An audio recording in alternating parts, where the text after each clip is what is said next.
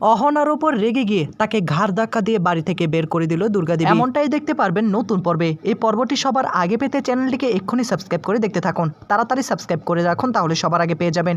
শুরুতে আমরা দেখতে পারবো পল্টু সত্যু মামাকে বলে, আপনার তো এখানে আর কোনো কাজ নেই, পুজো শেষ হয়ে গিয়েছে, এখন এই বাড়ি থেকে চলে যান, আপনাকে না নাক গলাতে হবে না, আমাদের পরিবারের বিষয়ে আমরা কথা বলছি। পল্টুর মুখে একথা শোনার পর দুর্গাদেবী রেগে গিয়ে বলে, পল্টু মুখ সামলে কথা বল, কার সঙ্গে কিভাবে কথা বলতে হয় সেটা এখনো তুই শিখিসনি।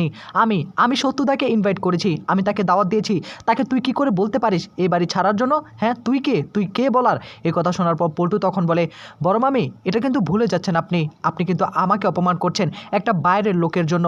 কেন এখন দাঁড়িয়ে থাকবে এখানে? কেন? পুজো তো শেষ হয়ে গিয়েছে, আর আপনি কিন্তু মানুষ চিনতে ভুল করছেন। বড় মামি অহনা যে এরকম একটা কাজ করেছে, অহনাকে সাপোর্ট নিয়ে কথা বলছে এই লোক এখানে থাকলেই বিপদ হবে, কেননা এই লোকটি এ বাড়িতে পার্মানেন্টলি থেকে যাওয়ার প্ল্যান করছে। তা আমি যা বলার তা ভেবে চিন্তেই বলছি। এই কথা শোনার পর সত্যু তখন রেগে গিয়ে পল্টুর দিকে তাকিয়ে বলে, তোমাকে না এখন সকলের মাঝে আমার একটা চর দিতে মন চাচ্ছে। তুমি কি আমাকে অপমান করার? হ্যাঁ তুমি যাকে অপমান করছো না, তুমি যা ইনকাম করো না আমার পেনশনের টাকা এর থেকে বেশি, কাকে অপমান করছো তুমি? হ্যাঁ আর তোমার কি মনে হয় আমি এই বাড়িতে থেকে যাওয়ার জন্য প্ল্যান সাজাচ্ছি? আর ছোট বউ যে কাজ করেছে তার আমি সাপোর্ট নিচ্ছি? হ্যাঁ তোমরা সকলে ওকে ফাঁসানোর চেষ্টা করছো, এটা এখন প্রমাণ হবে না, কিন্তু এক সময় প্রমাণ হবে, কিন্তু তুমি আমাকে অপমান করতে পারো না। অর্জুন তখন বলে ওঠে, আমি তো অপমান করতে পারি, আমি তো এই বাড়ির ছেলে, তাই না? আপনি কেন এখানে থাকবেন? অনেক তো হয়েছে, এখন চলে যান এই বাড়ি ছেড়ে, আমাদের পারিবারিক বিষয়ে আমরা সবটা সামনে নিতে পারবো। পরিস্থিতি যখনই খারাপ হতে যাবে ঠিক সেই মুহূর্তে চারুলতা দুর্গাদেবীর কাছে এসে বলে, মা অহনাকে নিয়ে আমি ঘরে যাচ্ছি, এখানে থাকলেই বিপদ বেড়ে যাবে। দুর্গাদেবী তখন চারুলতার দিকে তাকে বলে, না কোথাও নিয়ে যাওয়া যাবে না, আজকে ছোট বউ যে এরকম একটা অসম্মানজনক কাজ করেছে তার জন্য সকলের মাঝে ক্ষমা চাইতে হবে, যতক্ষণ না ক্ষমা চাচ্ছে ততক্ষণ তাকে আমি কোনোভাবেই ঘরে যেতে দেব না, তার সঙ্গে সঙ্গে মিতাকেও ক্ষমা চাইতে হবে। আমি কখনো কল্পনা করিনি ছোট বউ এরকম একটা কাজ করবে, আমাদের মান সম্মান সকল কিছু নষ্ট করে দিয়েছে, পরিবারের সামনে মহল্লার সামনে আমার মান ইজ্জত সকল কিছু শেষ করে দিয়েছে, তাকে এত সহজে আমি ছাড়বো না। পল্টু তখন মুচকি হাসতে থাকে, এটাই তো চেয়েছিল এতদিন পর তারা সফল হয়েছে। অন্যদিকে পিসিমণি আর শ্যামল যখন একসঙ্গে দাঁড়িয়ে থাকে, শ্যামলের দিকে তাকে পিসিমণি বলে, বা শ্যামল বা খুব ভালো একটা কাজ করেছো, আজকে না আমি ভীষণ রকম খুশি, এই মেয়ে আমাদেরকে একদম নাকে দড়ি দিয়ে ঘোরাচ্ছিল, আজকে সকলের মাঝে তার পর্দাটা ফাঁস করে দিলাম, তাই না? যে একটা কাজ করেছো একদম বাঘের মতো কাজ করেছো।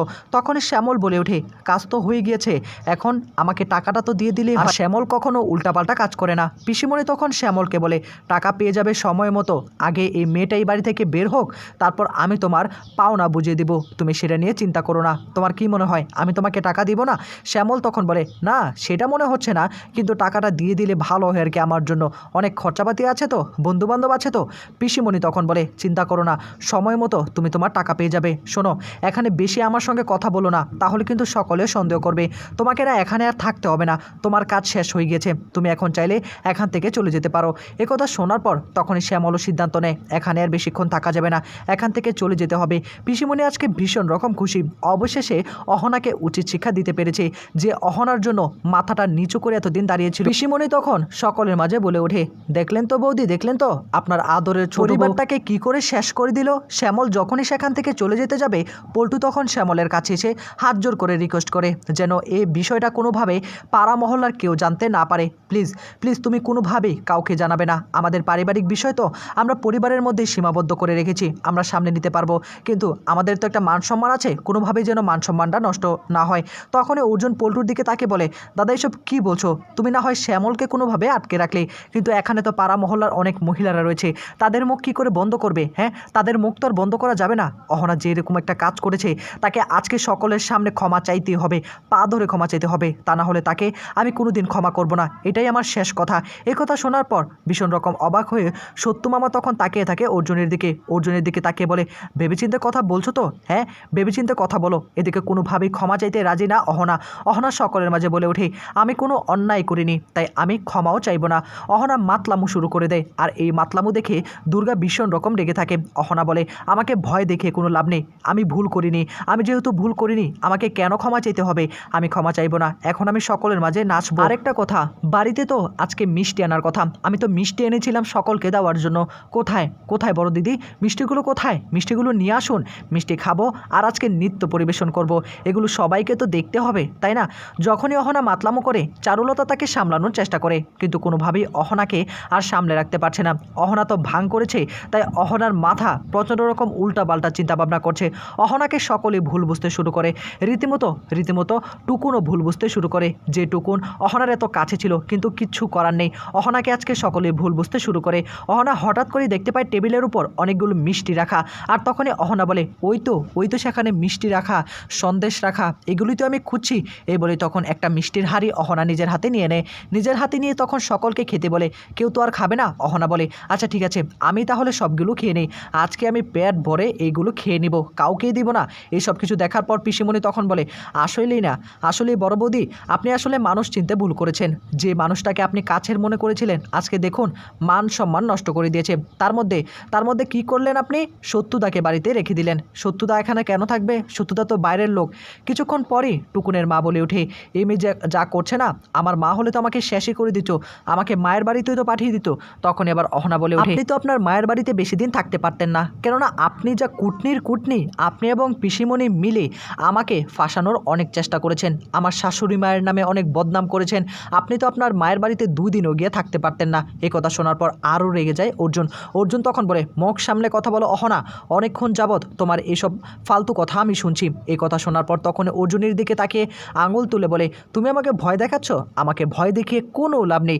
আমি তোমাকে ভয় পাই না, আমি কাউকে ভয় পাই না, আমাকে ভয়বৃত্তি দেখিয়ে কোনো লাভ নেই।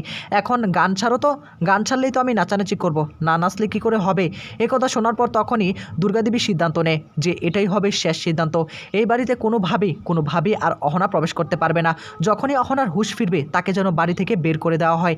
এদিকে তখনই আবার টুকুনের বাবা বলে ওঠে, আমি আগেই বলেছিলাম বৌদি, আমি আগেই বলেছিলাম এই মেয়েটাকে মাথায় না রাখার জন্য। আজকে দেখো কি করেছে। এই সব কিছু জানার পর তখনই চারুলতাকে দুর্গা তখন বলে, এই মেয়েটাকে এখন চোখের সামনে থেকে নিয়ে যাও তো, এখন এখানে থাকলেই সকলে মজা দেখবে, এসব কিছু আমার ভালো লাগছে না। অহনা দুর্গাদেবীর কাছে সে হাত জোর করে রিকোয়েস্ট করে তাকে যেন কোনোভাবেই বাড়ি থেকে বের করে দেওয়া না। অহনা তখন কান্না করে দুর্গাদেবীকে বলে, আমি তো আপনাকে খুব কাছের মানুষ মনে করেছিলাম, আমাকে কোথাও আপনি পাঠাবেন না, আমি এই বাড়িতে থাকবো। টুকুন তখন রেগে যায়, আর টুকুন তখন অহনার বাবা এবং মাকে নিয়ে বাজে কথা বলতে শুরু করে। এদিকে বাচ্চাগুলো বুঝতে পারছে না এটাই কি তার আসল কাকিমা নাকি, এরকম তো ছিল না, কি হলো না হলো কিছুই বুঝতে পারছে না। টুকুনের উপর রেগে গিয়ে অহনা তখন বলে, মুখ সামলে কথা বলো টুকুনদা, আরেকবার আমার মায়ের ব্যাপারে বললে কিন্তু খুব খারাপ হয়ে যাবে। এদিকে অর্জুন আর নিজেকে আর সামনে রাখতে পারছে না।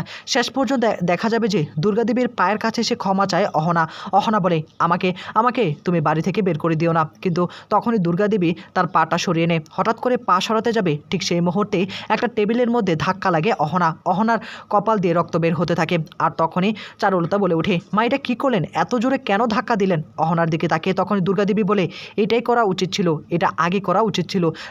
তাকে আমি মাথায় করে রেখেছিলাম, কিন্তু সে আমার মান সম্মান নষ্ট করেছে। দুর্গাদেবীর দিকে তাকে পিসিমণি বলে, এখন যা করার একটু তাড়াতাড়ি করতে হবে, এই মেয়েটাকে এই বাড়িতে এক মুহূর্তের জন্য আর রাখা যাবে না।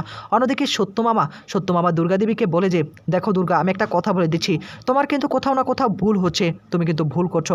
আমার কেন জানি মনে হচ্ছে অহনাকে ফাঁসানোর জন্য এরকম একটা কাজ করেছে। তখন আবারও রেগে যায় সত্যমামার উপর। এদিকে সত্যমামার কথা মতো দুর্গাদেবী ভাবতে শুরু করে। দুর্গা তখন শেষ পর্যন্ত সিদ্ধান্ত নেয়, না সত্যদা, আজকে কোনোভাবেই আমি তোমার কথা রাখতে পারলাম না, আজকে আমি তাকে এই বাড়ি থেকে বের করে দিব, এক মুহূর্ত আর আমি এই বাড়িতে রাখবো না। সত্য তখন বলে, ভেবেচিন্তে সিদ্ধান্ত নেওয়াই উচিত হবে। তো বন্ধুরা, কি হবে আগামীতে? আসলে কি বের করে দিবে অহনা?